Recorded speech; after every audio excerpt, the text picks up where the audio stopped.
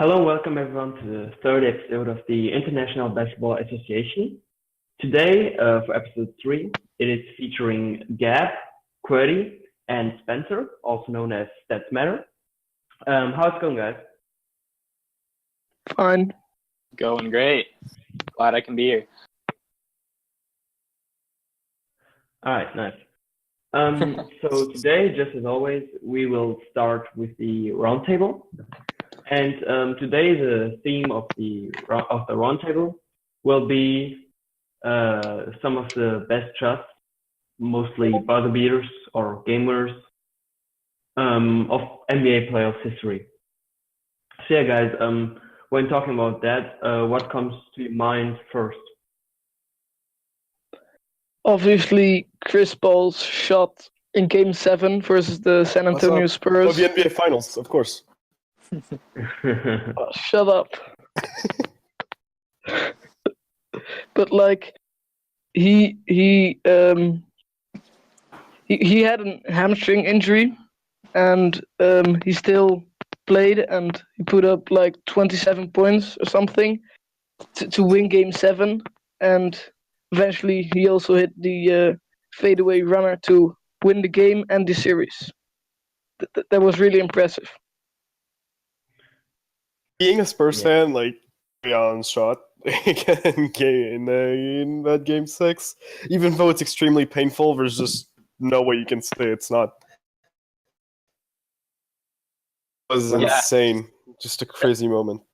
It was an impressive game. It didn't win the series though, like CP3's. Yeah, but it doesn't matter. What matters is the okay, that's not nice, Mamba.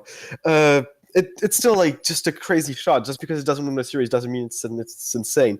Same reason that like LeBron's shot was insane yesterday. Just because it's not like a series-ending game winner doesn't mean it's not an amazing shot. Well, it's not more amazing than Chris Paul's though. Well, I don't know. I mean, LeBron's shot was kind of crazy for how it was just like it was a shot you do at horse, like on the playground, and he just pulled it off in game in like the last 2 seconds of a very important game. I mean, Cavaliers losing that one could have hurt them, seeing how mentally they're not that ready besides of LeBron. Yeah, it's not just like. I mean, honestly, anybody can hit a crazy shot in the playoffs. Like a long time ago, Jerry West's full court shot, everyone went crazy. Even if he didn't win that many finals, he still hit a crazy shot, and everybody remembers it. And I mean, it happened in the '70s in the Suns Celtics series. I talked about it in my blog a few weeks ago. John Havlicek literally hit a bank shot floater to win the game. And just because you win the series or you lose a series, I think that shouldn't take away from the value of an actual game-winning shot. I mean, these playoffs, we also got the shot from Chris Middleton with 0.5 seconds remaining from the logo. That was amazing. Incredible. I still don't understand how he was able to get that off in 0.5 seconds. It's crazy. Yeah, talking of shots where you barely can believe they got off, there's also Derek Fisher against Spurs. I mean, that shot still hurts me as a Spurs fan. But I mean, he just got it off in 0.4 seconds after Tim Duncan had hit the shot to seemingly win the game. And then, it was crazy. Pretty incredible. I mean, I guess you could say any of MJ's game winners are pretty incredible. I mean, just the way that he got in the air. A few years ago, I remember when Damian Lillard hit that shot. I think it was in Game 6 against the Rockets, and that kind of just killed their hopes entirely. Trying to think, what else? I mean, it's not just game winners. It's like hitting clutch shots in a big moment. I think everybody always game winners are the most memorable ones. Definitely. That's definitely true. Especially since great shots can get erased in just a second. Well, you can't erase a game winner. Yeah, that's true. You also have Robert Horry, who he just hit a multitude of very memorable ones as a role player. He's the only role player that can think of who has like multiple game winners, game tying shots, or very clutch shots, also in finals or conference finals. Yeah, for sure. Yeah. And he did it and- on many different teams as well. The Spurs, the Lakers, the Rockets. Definitely. Yeah. I'm gonna have to go and look back on like all the classified role players who have hit game winners. I wonder how many there really is. There's probably a lot. You just don't know about it. Well, the There's, problem with that is like the definition of a role player is so vague. Yeah, it is. Like you I could guess call it's Reggie Kenny Miller a role Smith. player if you want. Yeah. A very memorable one is Kenny Smith with the Houston Rockets when he hit that three with Hakeem on the team. But Oh, yeah. guys, if you had to decide which playoff shot, or like mostly clutch shot, you would say is the most memorable, or just simply the best one, which one would you mention? Ooh. Already gave my answer. When it comes to memorability, like that's just Ray Allen's shot. Rounds. The first one that ever it's basically like one of the first three that anyone will give you when they say clutch shot. That's true. I agree. I mean, dang. I kind of agree with him. Because, like, you know, I hate that people use Ray Allen's shot as, like, an argument against LeBron and everything. But when I do think about, like, big-time clutch shots, that one was huge. I remember actually watching that game. I literally just flipped out. Yeah, I think I'm going to have to agree. Yeah, definitely.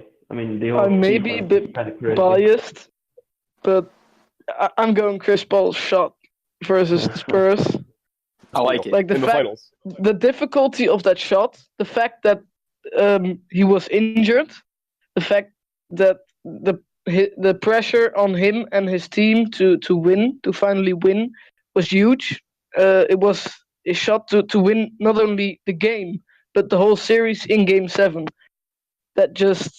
And the fact that it was done by Chris Paul makes it very impressive. You know, maybe we'll get the most memorable one in these playoffs with a rate of game winners that LeBron is going at, which is like one every like 3 games right now. Yeah, right now. It's crazy. Yeah, I mean, but what? Those are crazy, and also that he's hit. One of them was a 3, but like a really tough one, and we're not very used to LeBron hitting those tough 3s. I mean, he's improved that in his game lately. Yeah. I But saw a stat still not. on looking around on 538. You know, I don't know if you know it, it's a lot of statistics, and they do a lot of sports articles too. And I saw that he actually had like an insane percentage from deep. Like he's shooting 56% from longer than 30 feet. Yeah, I saw that too, actually. A lot of attempts. It's actually insane how good he's gone when it comes to shooting right now, and it's honestly pretty terrifying. Yeah, it is. There should be limits to how much one person can do. Like, did you see any player with his ability to drive ever that can shoot from 30 feet? No. Insane. I also think there's no Lakers fans in this podcast, so I think I'll just shout out Kobe real quick by saying he's had a lot of game winners, and a lot of them are really impressive, especially against the one against the Suns. You know, that broke my heart, but he turned around, he pumped his fist, and that's like a huge thing for Lakers fans, so I'll just put that out there as well. You're a Suns fan, rip you. Yeah, rip me. It's all right. I've had to deal with that a lot. How about Tim Duncan? I mean, he had that 3-point game winner. I remember that was in the second round of the playoffs. Yeah. Yeah, that was crazy. I mean, there's only Greg Popovich to drop a 3-point play for a center who's never taken 3-pointers in his career. Cordy's favorite man, Manu Ginobili, made it happen, but it was still a crazy shot. Exactly. Yeah. That's great. Yeah. Any other ones you'd like to mention? I mean, we didn't really talk that much about MJ, but you got like the iconic one against Utah. Yeah, but it's 20 years ago. One against Cleveland. I mean, he's just hit them at a Crazy incredible pace. rate. That's a good point. Yeah. And like, it's one of our main reasons we don't have those shots is because it was 20 years ago and we barely remember them. But Yeah. like we know about the shot, but we weren't like in the moment, which changed everything. Unless we have some random like 30-year-olds on hardwood, which I mean, some people say they are, even though they aren't. It's just we can't. We don't have the same feeling to. They don't have the same feeling to it that the shots we have lived through actually do. Yeah, that's really true. I was actually talking to Greg Ostertag actually lives probably 3 miles from where I live, and I've seen him at house parties over the past couple years, and it was kind of weird. Obviously, he's like 7'3", so talking to a guy who played against Michael Jordan, just off the bat, I'm just like, well, this is a little weird. Like, what do I really want to ask this guy? I'm just like, all right, well, sir, there's no disrespect when I ask you this, but how did it feel when Michael Jordan hit that shot in Game 6 against you guys in the finals? All he did was look at me and he said, kid, you can't really ask me that question because that's such a long time ago. And I said, well, dang, is that really how you're going to respond? I mean, like, that's the NBA Finals. Like, it's a crazy shot. That's the best player in the world at the time hitting it. It's more like he stashed it away as far as possible and doesn't. Exactly. You know, he doesn't want to think about it. Selective memory. It's crazy. Yeah. Any other shots you'd like to mention? I don't think so. If we want to talk about like very old shots, of course we have to mention Jerry West's shot from half court. Yeah. Like, yeah. I can't remember a game winner in the playoffs from like that distance. No. Yeah, I think it's the only ever big. Well, no, there's Magic with that weird hook, but I don't know. Was that in the playoffs or was it in the regular season? Yeah, that was. I'm not sure. Game 7 of the NBA Finals. I'm pretty sure. That was his damn. rookie year. It was. Yeah, that was his rookie year, and he hit a hook shot and it won. I was like, dang. Center. Yeah, playing center. Yeah. Oh, that was That's one of those things. That's one of those things that seems so outlandish when you say it today, even though it was like real. It just doesn't seem like it actually happened when you think about it. It just seems so outlandish to have a rookie point guard playing center had a game winner in Game 7 of the NBA Finals. Exactly. That just doesn't happen. Imagine Ben Simmons doing that. Oh my gosh. Blow up. Yeah. Hook shot in the finals all the against the social Warriors. media, like there'd be hook shot memes basically everywhere. It'd be insane. Oh, everywhere. Alright, guys. I think we can just continue with our podcast. So, just as always, after the roundtable, come our 2 debates. And today, the first one will be an historic one about the Lakers. And the question we will ask ourselves will be whether the Kobe and Shaq Lakers or the Showtime Lakers with Magic, Kareem, and Worthy, which of these was more dominant? So, guys, what's your take on this? Obviously, it's pretty close, but I'm going with the Showtime Lakers. They won 5 championships in 10 years, so that's half of their time. While the Kobe and Shaq Lakers only won 3 championships in 8 years, so they have a lower championship rate.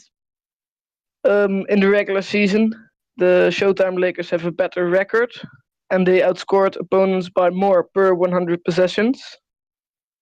In the playoffs, the Lakers won 28 series and lost 5, compared to the Kobe and Shaq Lakers, who only won 20 and lost the same 5 series.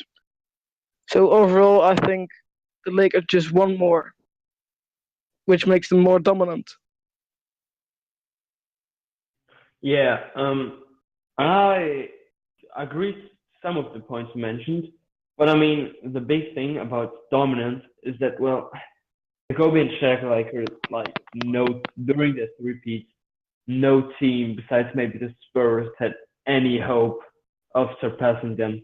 I mean, it was a highlight when Allen Iverson and the Sixers won just one game against them. And I mean, it's got to be crazy dominant when, still today we praise Allen Iverson for just winning one game against them and getting blown out the rest of the series. That's also because his supporting cast wasn't that good, so it's impressive that he made it that far against such a great team. Yeah, for sure. I honestly think. I mean, people will say his supporting cast was better because, Sixth Man of the Year and DP of the Year and Coach of the Year, even though all those were kind of arguable that they should have won. I think the main point for this debate is how you view dominance. It's whether dominance is how good you are in the moment, or if dominance is how good you are in the long term and establishing a dynasty. Dominance is how great your reputation will end up being and how good you were overall in the entire time period that you were together in. Then you got to pick the Showtime Lakers because they were so good for so long and were contenders for just so many years in a row and actually made the finals and were winning games. Well, the Shaq and Kobe Lakers, they were good for best of their era by far for 2 or 3 years, and then they just basically disbanded. I'd pick the Showtime Lakers because they had a larger lasting impact, especially with the way the league was going at the moment. They were more important for the development and had a bigger impact on the way the game was played. But if you're talking about who was the best in the moment, you got to pick the Shaq and Kobe Lakers because they were just unstoppable. Yeah. I agree. Unless you're the Sacramento Kings, but I mean, let's be real. The Shaq and Kobe Lakers also had the rest of their team, which is what made them unstoppable. I agree. They had 8 men on the court. The NBA is a star room league, and I mean, if you're going about the star power, even though the Showtime Lakers had a big three, I think the Kobe and Shaq Lakers have one of the greatest star powers you could ever have, because not only on the court but also off the court and overall how they were viewed by the public. I mean, in Kobe Bryant, you had this typical Mamba mentality where he wouldn't back off from any challenge, and then you had Shaq with a narrative about him being the most dominant player ever. I mean, you don't have to agree about that, but you still can't deny he's one of them at least. Yeah. And the way he just destroyed any competition for all his time with the Lakers, that was crazy. Definitely. I think you guys all made really good points. Yeah, I don't know. I mean, it's the Lakers, so they're pretty much just going to be successful and dominant anyways. But, I mean, I guess I consider Showtime more successful, but I'd probably consider Kobe and Shaq more dominant. Because, I look at it and I'm well, it's in the 2000s. There's more teams in the league. There's probably a little bit more competition. There's probably more executives looking at the players. But you say that, but the way the matchups were played, was there any actual elite center in 2000? Yeah, that's what I was just about to mention. I don't think Shaq really had a premier competitor like the Lakers did. You know how they had the Celtics, and the Lakers really didn't have somebody to match up with them. They had the Nets, and they just absolutely demolished the Nets. Well, Tim Duncan made them even more dominant. I mean, dominance is all about being just a lot better than your opponent. Yeah, and see, that's where you can go with that too. Where? So it's the Pelicans are getting shredded right now. Oh, they are. Oh gosh. To 4. But yeah, so I think TRM, I think you're right in a sense where it does matter how you define dominance, and that's what Gab was saying too. And I think that success is a lot different than dominance. So I'm gonna stick with my choice in saying that the Lakers with Kobe and Shaq were more dominant because Shaq just himself and just how they made other teams look just like babies to them. But in terms of success, definitely the Showtime Lakers because they won more. They did it in a better amount of time, and They did what they could. The problem with the Shaq and Kobe dynasty is that they only became good in 2000. So in 1997, 1998, 1999, and 2004, they really, well, I guess in 2004 they were okay, but like before 2000, they really weren't that great. So if you look at the whole time that they were together, they weren't as good or as dominant as the Showtime Lakers, because the Showtime Lakers they contended for the championships for 10 straight years. Well, you got a point there. I think when it comes to longevity, I think longevity. Thanks. I think the Showtime Lakers have the edge simply because, I mean, as you mentioned, 10 seasons from Magic's rookie year to his last season, pretty much. They hate each other. That's what it is. Always there in the contention for MVP in the playoffs. They were always present. I mean, Kareem was just Kareem. But I think their competition was tougher. You had the Bad Boys Pistons. You had like all this team in the 80s, the Celtics, of course, the 76ers also kind of, and the Kobe Shaq Lakers didn't have that competition, and that allowed them to be even more dominant. I would say the Showtime Lakers was a better team, but like more dominant was Shaq and Kobe. Yeah. But even considering the competition, the Showtime Lakers won more despite having more competition. So, yeah. Yeah, I mean,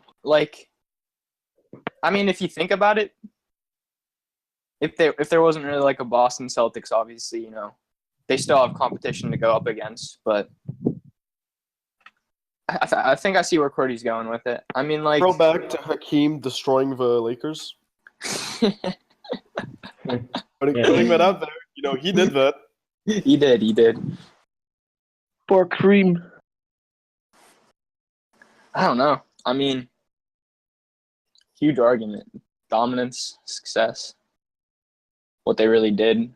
They had to face a lot of factors. In my eyes, Also, if you're just looking at... Go ahead, Cody. Okay. If you're looking at just like what they did at their peak, then it's the Shaq and Kobe Lakers, obviously. But I assume we were looking at like the whole span that these super teams were together, and then it's got to be the Showtime Lakers and what they accomplished in their 10 years compared to what the Shaq and Kobe Lakers did in their 8 years together. Well, yeah, maybe. But also, what's kind of important is the scoring cost of both teams. I'm looking at which was the better one, because obviously the team wasn't just Kobe, Shaq, or Magic, Kareem, and Worthy. And that's why I think which supporting cast do we have as the better one between those two teams? It's got to be the Lakers, especially the way the league was run at the time, with like the difference in like cap and stuff, and how much could go on one team. It's got to be the Showtime. It's not even like the GMs for It's not even that they were better run. It's just that it was easier to build a super team at the time. Did they have like the Defensive Player of the Year in Michael Cooper? Yeah, I think. Pretty sure. Well, that Defensive Player of the Year was kind of iffy. More like, I was the best defender on the Showtime Lakers, so I'm the best defender of the year. That's more where it came from. But yeah, well, I mean, we Cantinari was a very good defender coming off the bench. I mean, not off the bench, but like Was he off the bench? He was off the bench sometimes, right? Yeah, he was six man. I don't know if he Yeah. actually ever won the award, but he definitely, like Gab was just saying, like he Yeah, was he the guy did. on the team that was like, basically, he did? Okay. So that makes sense then. I mean, he deserved it. Like just seeing the videos of him, how he crossed paths with literally every single off-ball offensive player is crazy. But for the Kobe Shaq Lakers, you got some supporting cast. I mean, that's only 1 year, but still having Gary Payton, Karl Malone on your roster was still pretty huge. I mean, the problem was they lost that year, so it's Yeah. kind of a shadow on their rep. But I mean, they had a team of 4 future Hall of Famers and NBA legends. I mean, it's still kind of crazy that the Pistons pulled off the win, but still, their team was probably one of the most talented ever. Yeah, for real. Yeah, just looking at talent, they're definitely up there. Yeah, definitely. So, guys, I'd say we talked about everything relevant to that debate. I mean, now it's up to everyone to build his own opinion. I think it could go both ways. Those were just two immensely great teams in the very, very known Lakers franchise. But let's follow on to our second debate, which will be about the current playoffs, as we have 2 series going on right now. Between Utah and Houston, standing at 2-1 as Houston just won in Utah, and the second one also at 2-1 between Golden State and the Pelicans, both in the Western Conference. And the question would be, can either Utah or the Pelicans pull off the just recognize that this said something. The Pelicans are down 2-1 against the Warriors, but just won their game. And the question is, can either the Pelicans or the Jazz pull off the upset in the series? As obviously Houston and Golden State are favorites. So, guys, what would you say? Has any of the two teams a chance? Well, originally I had the Pelicans, right? So like actually making it a series against the Warriors, taking it to 6 or 7. Right now, it was looking tough since they were down 17-4, even though it seems they're waking up at least a little bit. Honestly, I think it's going to be a really interesting series on both sides. I think they could both go to 6 or 7, and that's gonna have a huge impact. Because last year the basically strolled through the playoffs really easily. Got them so far, and that like piles up. Like the extra games you have in every single series, those things pile up. Having 1 or 2 less games, that's 1 or 3 or 4 extra days, which is huge. Especially when you have like minor injuries and stuff piling up, that helps prevent that. Yeah, but I don't. Go ahead. I don't think the Pelicans can upset Golden State because in their only win in Game 3, the Warriors had just an effective field goal percentage of 43%, and I'm pretty certain that won't happen again. Actually, the the Pelicans. Warriors haven't been that efficient with their shot selection. I was looking at the stats earlier, like today. They're actually dead last in shots at the rim, dead last in shots in the paint, I'm pretty sure. They're actually like mid-table as long twos all game, which is the least efficient shot in the game. And they're actually not making that many of them, that many threes. I'm pretty sure they're last in 3-point percentage, which is insane, or pretty close to it. Well, I think just a 43 effective field goal percentage is just horrible and not typical for the Warriors. In games 1 and 2, they did a lot better. And the Pelicans also shot a 57% effective field goal percentage in that game 3, which is super high. So to even win one game, the Warriors have to play really bad for their standards, and the Pelicans need to play They really would have good. won by like 20. And, well, to win one game, they had to do this much. Yeah, but it was a win by all but 20 points. Yeah, well, okay, that's true, but like in normal games, they wouldn't play this bad. So I don't think Pelicans have a realistic chance to win the series. And I think why they won't win is they really need to get to the line more. Their free throw rate is only 8.4% compared to Well, that's the 'cause Warriors to 25%. Did you watch the games like in Golden State? I didn't. Right. It was depressing how little calls Anthony Davis was getting. He was basically getting like smacked in the head, and no one was calling anything. For even some plays, there's a foul called on Kevin Durant or Draymond Green on one side, and then the exact same play unfolds on the other side, and there's no foul. It was actually starting to be sad. Anthony Davis doesn't get goals regularly, though. It's not just the Warriors.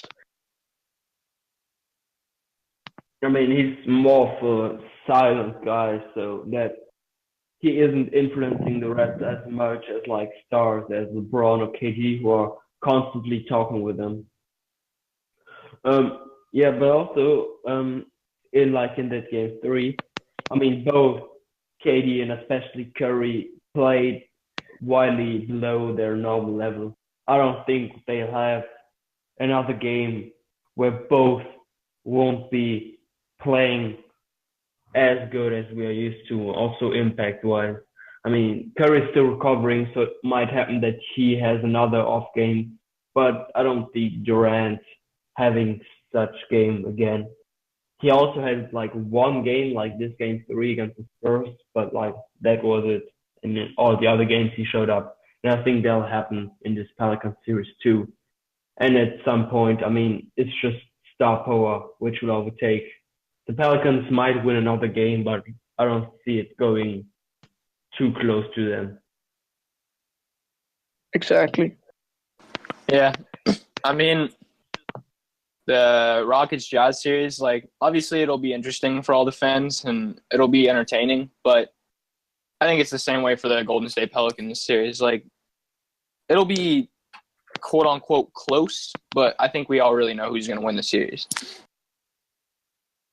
I don't think we've seen the Jazz actually like be at full strength so far because we haven't seen Donovan Mitchell play the way he usually does. Like He's underperformed in 2 straight games, and it's not even like he's just played poorly. If he gets going, it's probably going to be an entirely different point of view. I want to see a real Donovan Mitchell game before I say that it's over for the Jazz. And also, Gobert hasn't played his best basketball, especially defensively, this series either. And that's logical. If they both manage to come back, I mean, Gobert, of course, has a tough time against the Warriors where he has to switch a lot, get out of paint. But still, I mean, we just see Gobert, and he was able to do some damage last year too. I mean, Utah, they didn't play too great against Golden State, of course, but they still managed to resist.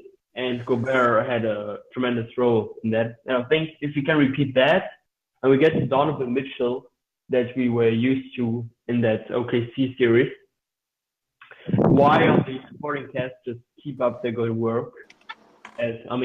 Utah is just an amazingly widespread group with a ton of guys able to perform. And I think if that comes back, the good players step it up or get to the normal level, they have a shot. Because like CP3 has been underperforming extremely this series, and like Utah got one chance now because it's like again James Harden being forced to carry the team. Do you guys know when Rubio will return? I don't. I'll look it up. Anyway, I don't think Houston will lose to the Jazz any more games because in game 2 when they In game. Optimistic he'll play in game 4. Okay. All right. We'll see how he can impact this series. But even with Rubio, I don't think the Jazz can realistically win like one more game or two more games. Because in game 2, when they won, Houston were just missing shots they normally wouldn't. And they, on screens and pick and rolls, they didn't switch. They didn't always switch like they normally did. And in game 1 and in game 3, when they did switch everything, they had great success. And Rudy Gobert hasn't been able to defend well. And I don't see that changing in future games. So I don't really see an upset happening here. Well, I don't know. I think the problem is that, well, Houston relies extremely on making shots, and it happens in basketball to miss shots. And Utah doesn't rely that much. If the score is 92-93 with 6 minutes remaining, the game will most likely go way more in Utah's direction than in Houston. And I mean, that's playoff basketball. You will get the calls less, and that all impacts Harden negatively. Because like he relies on getting calls, on making shots from his teammates, so he gets more space in the paint. And if that doesn't come, and that happens more frequently in the playoffs than in the regular season, I think Utah has a much larger chance to upset than the Pelicans. Well, right The score has to be 92-93 first, though. Which most likely won't happen. Well, yeah, because Houston has been playing great offense regular season-wise. But I mean, in the playoffs, D'Antoni still has to prove it really worked. Like, honestly. Last season, I mean, Chris Paul wasn't there, so it obviously wasn't the same Houston team. But they still were huge favorites to win that game 6 with Kawhi Leonard out. And they just weren't able. Shots weren't falling, which can happen and will always happen eventually in basketball. And well, then Houston just got a huge problem. This series, D'Antoni has been making great adjustments and exposing Rudy Gobert on defense with Clint Capella and the shooters. So far, he's done a decent job, I'd say. Well, yeah, I guess, but I don't know. I mean, it's tough for Utah for sure. I mean, Houston is favorites for a reason. All right. I can just ask you guys this. Like, realistically, do you think there will be an upset? No. Okay. I'll go with yes. I'll say that Utah will win it in 7. I'll take a chance. See, I can see that happening. But it's just... I believe in Donovan Mitchell stepping it up, and I mean he's shown us against OKC that he can get up to a great level of play. And why wouldn't it happen against Houston too? I mean, it's not like Houston is known to have amazing perimeter defense, which could contain Donovan Mitchell over the whole series. That's true. Well, they are great defensively. Pretty good. The way they communicate and switch everything. And, of course, having PJ Tucker, Mbah Amute, Trevor Ariza, Clint Capella, they are pretty good defensively. And I don't see a reason why Donovan Mitchell would play a lot better all of a sudden. So maybe if that happens, caliber averages 10 points per game. Let's be real. No matter how good our defense is, a player that good just doesn't randomly start averaging 10 points per game. Yeah. exactly.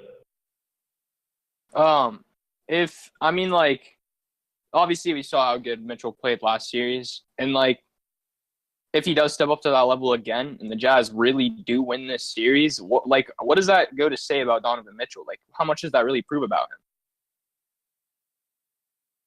Well, that I think would if be a that lot. were to happen, it would mostly be attributed to choking, not Okay. much. Yeah. Not so much Like, the public let's would be real, prize this- Donovan, but they would just call him chokers. Exactly. This would a loss here would probably basically ruin like Harden and especially Chris Paul's reputation forever. Yeah. Chris Paul would never be able to shake off his choker title because if unless he would win like next year with the same exact Rockets team, win without being called like a ring chaser or anything, and Harden would actually start to get the playoff choker title he's hovering on. It's unclear right now because he has had some playoff moments and he has also had some playoff underperformances. Yeah. Right now he's kind of hovering in between, and if he loses like this series prematurely, or if against probably the Warriors next series he collapses, it's going to be really tough for him in the future when it comes to that part of things. I completely agree. Chris Paul hasn't really played like bad this playoffs at all, and in previously he stepped his game up in the playoffs. I don't know. Doing like 30, 10, and 10 with winning. amazing efficiency, they're still going to call you a choker if you don't win. Yeah, it's winning bias. If you can still perform greatly even if your team doesn't win.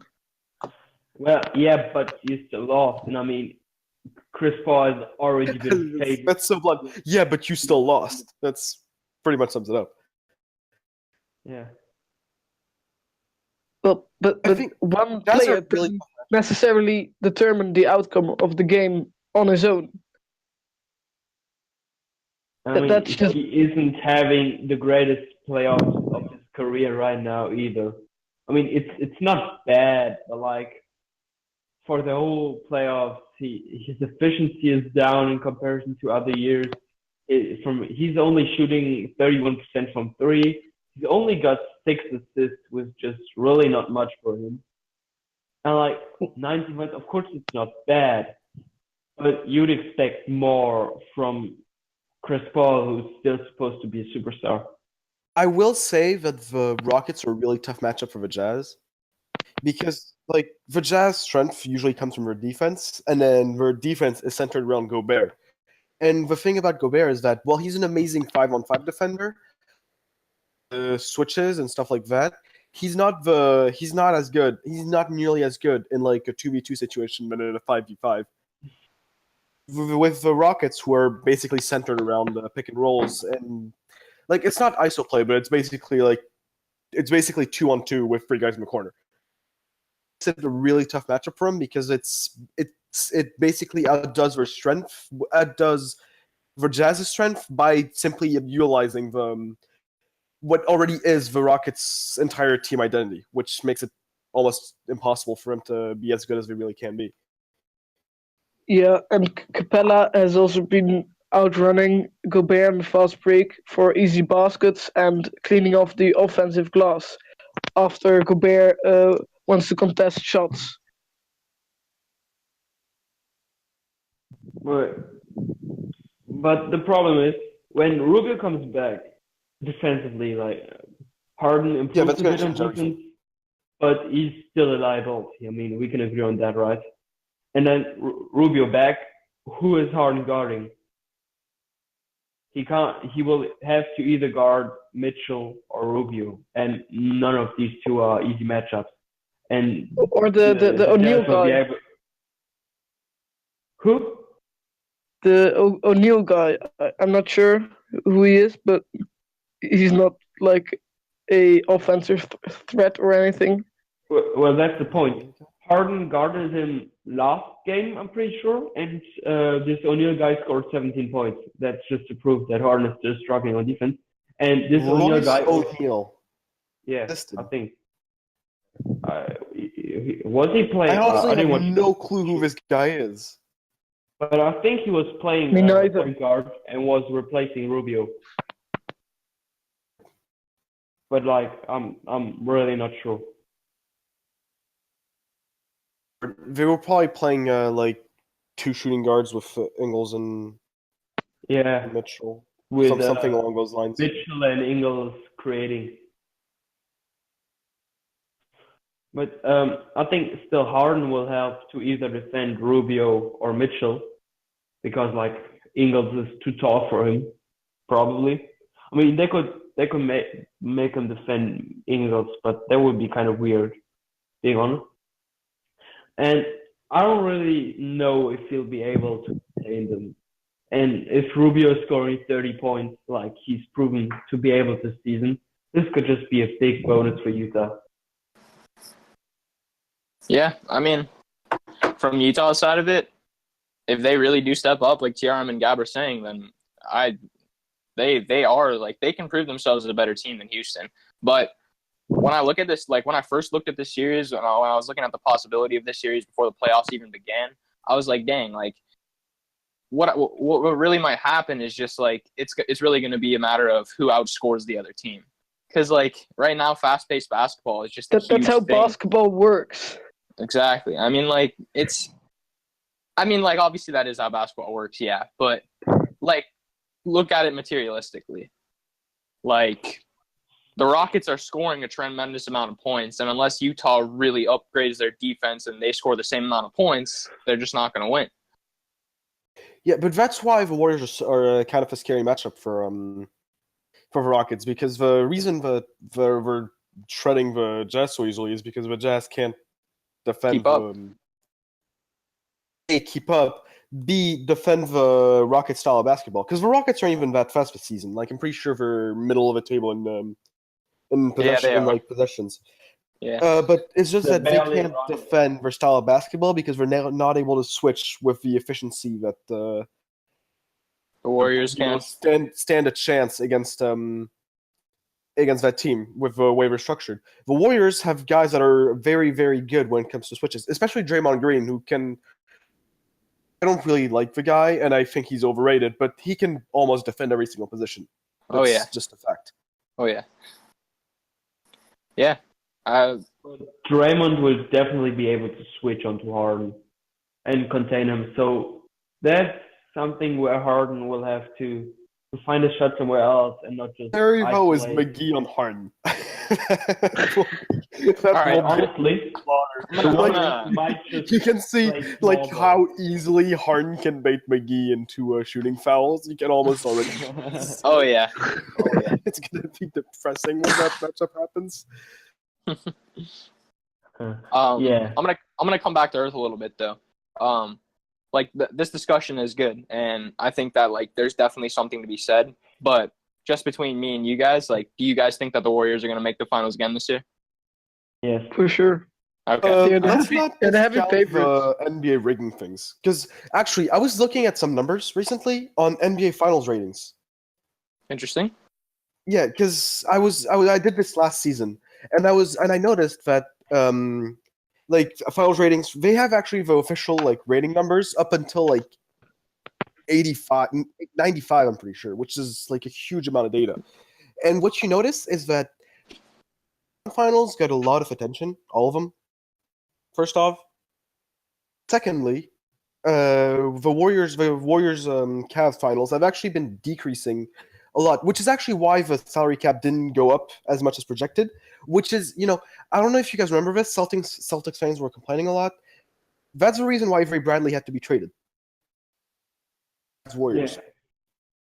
Because had it been something else, then that will probably mean Cavs, I don't know, like Rockets or something like that.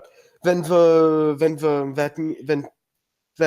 ratings might have been higher, and that means the salary cap might not have decreased as it was as opposed to what was projected. That actually caused like a $1 million difference, which meant that they couldn't sign Hayward to a max contract, which meant they had to trade Avery Bradley, which would have probably like changed the season, the postseason quite a bit. Oh yeah. But they also traded Avery Bradley simply because Danny Ainge doesn't want to offer max deals to other teams. 1 year longer. Yeah, but like and I mean, Brad Stevens also wants those small forwards, combo guard, not combo forward type players like Morris, and was just a great fit for the Celtics. So I would say Bradley was only traded because of that. Well, but that's besides the point. Anyways, guys, let's just get this debate straight. What are your predictions for the two series? Rockets and Warriors win them both. In 6. I'll say Warriors take it in 5. Rockets take it in 6. Both in 6. Rockets in 6 and Warriors in 6. I'll go Warriors in 5 probably, and Utah in 7 because I don't know. I want to see that happen. Yeah, probably not realistic. If I had to give a really realistic guess, probably Houston in 7. Anyways, guys, we are done with this podcast. So we have discussed everything to debate roundtable. So yeah, thanks for listening in. This podcast will be, as always, posted on Mondays. Yeah, on SoundCloud and on YouTube. Whether you are checking us on one website, you can find us on the other one too. Thanks, guys, for being with me, and thanks to our listeners for listening in. And yeah, see you next time. Peace.